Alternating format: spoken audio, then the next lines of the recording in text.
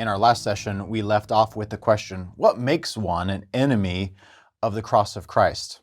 Well, today, we're going to study the character of Judas. And I think right away, all of us would go, well, there's a good example of someone who is an enemy of Christ. But Paul, in Philippians 3, verses 18 through 21, gives us that lens through which we want to look at the character of Judas, to be able to maybe understand a little bit more about what's going on. And I think that as we look through that lens, we'll notice that in the narratives, some of these attributes found in Philippians are also found in Judas's life and in his heart, in his story. What were his motivations? What caused him to walk away from Jesus, to betray Jesus in that moment?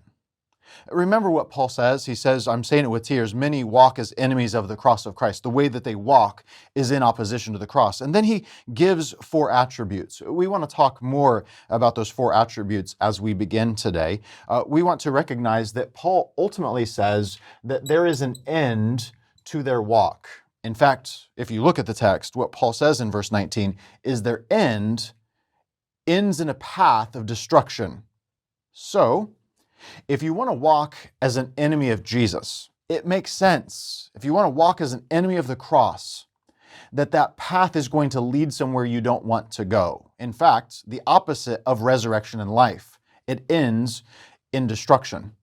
But can you pick up on the irony just for a moment? That to live as an enemy of the cross of Christ, the end is destruction. No, wait a second. I thought the cross was actually the end path that ends in destruction. That's actually exactly what the cross was viewed as in the ancient world.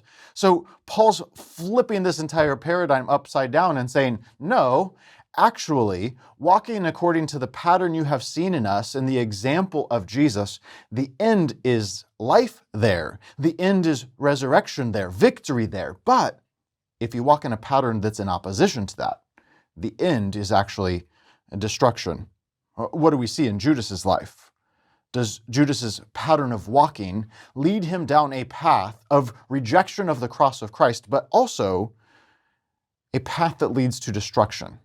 Boy, when it comes to Judas's story and the things we unpack, the things we learn, we look at the end of his life, we look at the end of his story, and it's a path that ends in destruction.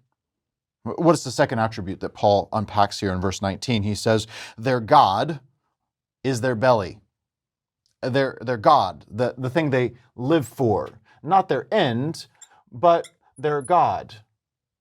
What do they live for and what do they worship? What do they value? Well, Paul says their God is their appetite, their belly. And we can take this application all sorts of ways, but we know this about idols in the Old Testament, is that idols are oftentimes a manifestation of some desire that's inside of us, whether that's to be wealthy or whether that's to have plenty of children or some just hedonistic desire. Our idols are oftentimes crafted in the Old Testament after our own image of our own desires. So their God is merely their appetite. Do we see this in Judas? Well, we'll unpack, but we start to recognize in his story, oh yeah, he had some appetites, and they seem to play a role in his motivations as well. What about number 3? Their glory, the thing that they find glory in. Now, we're going to ask some questions about Judas that are going to be somewhat hypothetical because we don't really know, but scholars ask all kinds of questions about Judas. Why did he do what he did? And one of the questions is this: was Judas actually expecting something more of Jesus, something that would end in his glory? And when it failed to, he was disillusioned, and so he traded it in and said, no thanks. But when he did trade it in, even though his pursuit was glory, it ended up in his shame. Now, I know plenty of people who chase after things that are empty, and quite frankly, even worse, things that are just shameful.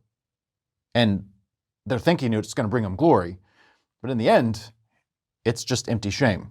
Paul says, this is what it's like. But again, I go, man, there's some irony here because the cross of Christ is actually a symbol of shame in the ancient Roman world. And yet, what has Paul done? He's flipped it upside down. The gospel of Jesus flips it upside down and goes, no, there's actually glory in the cross of Christ. Because Philippians 2, 5 through 11 says, that even after Jesus humbled himself to the point of death, even death on a cross, God exalted him and gave him the highest place that is above every name. God glorified him even though he had the shame of the cross. Here's attribute number 4 that we find in Philippians chapter 3, verse 19. Their mind is set on earthly things. Their mind is set on things that are temporary, things that won't last.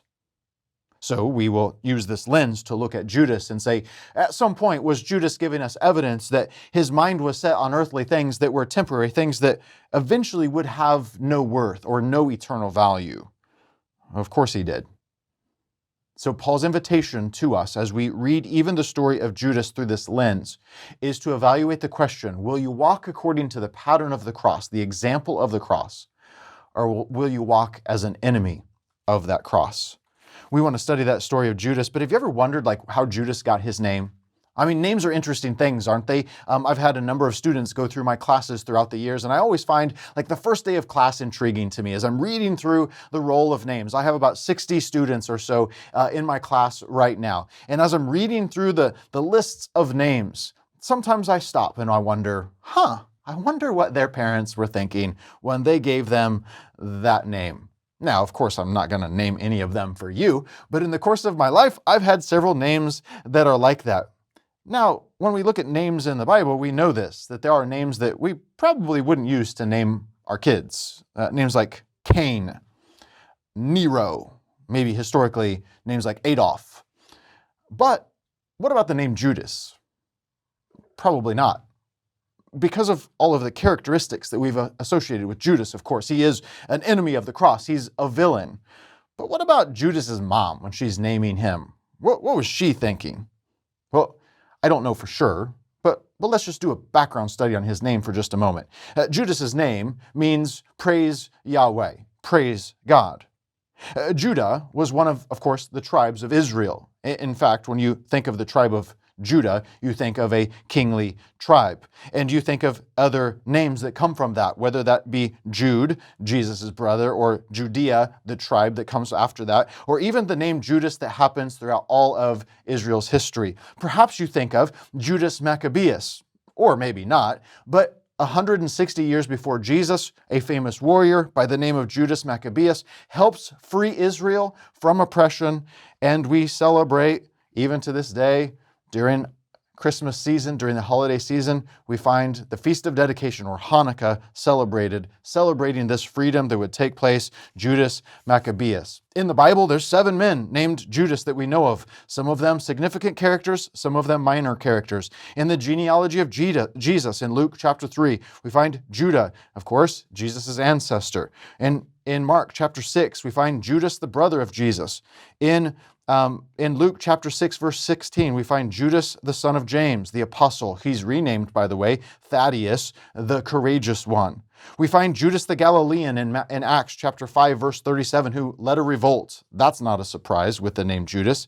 We find Judas of Damascus in Acts chapter 9, verse 11, and he's at the place where Saul stayed on Straight Street. We find Judas Barsabbas, whose name means the son of the Sabbath in Acts chapter 15. And then we find number 7, Judas Iscariot. Why do I walk through this roll call of names? Well, ultimately to say this, the name Judas was actually fairly popular. There were moms everywhere who were saying, what do you want to call him? And there were decisions being made, and let's call him Judas. Could you imagine Judas growing up in a household where you have heroes of the faith that were named Judas or Jude, and mom has all of these dreams for her son, but son has some of these dreams as well. Would he grow up to play a significant role on the stage of history? Would he be a person of wealth or a person of great interest? Did he have dreams of overthrowing Roman occupation? I don't know. On the surface, I don't know. But I do know this, in the story of the Gospels, Judas seems to be playing the role of an ideal disciple. He's entrusted with the money bag. He's the only disciple, depending on what scholars know about the word Iscariot. Maybe he's the only disciple from Judea rather than up north from Galilee. Whatever the case, Judas also has a prime seat next to Jesus at the Last Supper. Judas seems to be, in many ways, the ideal disciple, and yet these traits, these motivations are deep down inside of him. Even as he is walking with Jesus, he is walking in opposition to him. What's going on here? Scholars have asked the question about his motivations. Was there something about Judas who had this appetite? His God was his belly. Did he have an appetite maybe for position, maybe for power? You see, throughout this time, we notice him sitting in a prime seat. We notice his name. Is he trying to, scholars ask the question, is he trying to, by turning Jesus over to the high priest, is he trying to force Jesus' hand to finally stand up and say, yes, I'm the Messiah and I'm taking my kingdom? Is Judas trying to force this? Is his mind set on earthly kingdoms and earthly things? Here's what I'd say in the gospel story. I don't know. We can read some of that into it, and sometimes I think it is just that, reading it into the gospel story. But I kind of just want to ask the question about us, using Scripture and especially Philippians as a mirror. Can we sometimes be guilty of following Jesus conditionally? Jesus, I'll follow you as long as it doesn't lead to suffering. Jesus, I'll follow you as long as it doesn't lead to shame. Jesus, I'll follow you as long as it's comfortable, as long as it leads to more reputation, more money, more power, more privilege, more position. Jesus, I'll follow you if. Can we be guilty maybe of one of the motivations that motivated Judas, of having a God that is really just an appetite and a mind that is really set on earthly things? Or maybe it's this other motivation that we find in Judas. Maybe it's an appetite not for position, but maybe it's an appetite for more. Maybe it's an appetite for money. We actually find plenty of evidence for this in Judas's story.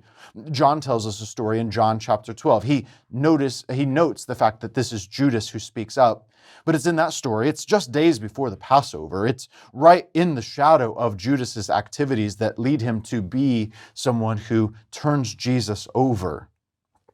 And here we have in this story a dinner. It's given in honor of Jesus. Mary and Martha are there, Lazarus is there, and Mary comes up, John tells us, and she breaks open this jar of pure nard. Now, you need to know this about this jar. This jar has so much perfume in it that it's really meant for the burial of someone, that you would anoint their entire body with it, but you actually save it.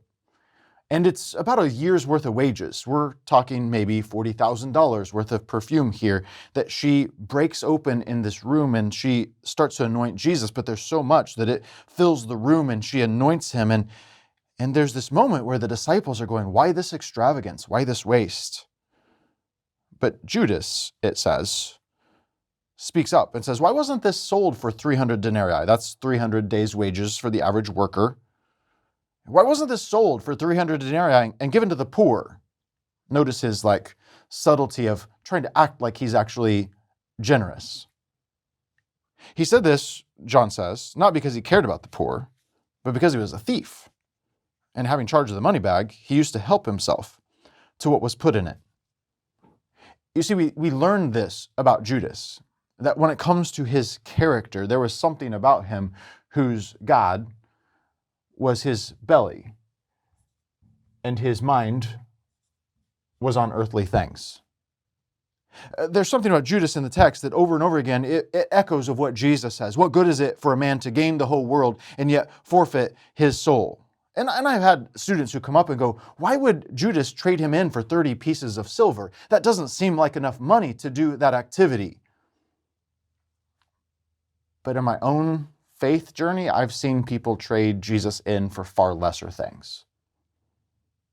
You see, when your mindset is there, when your God is that, then your whole life is centered and you walk in that direction.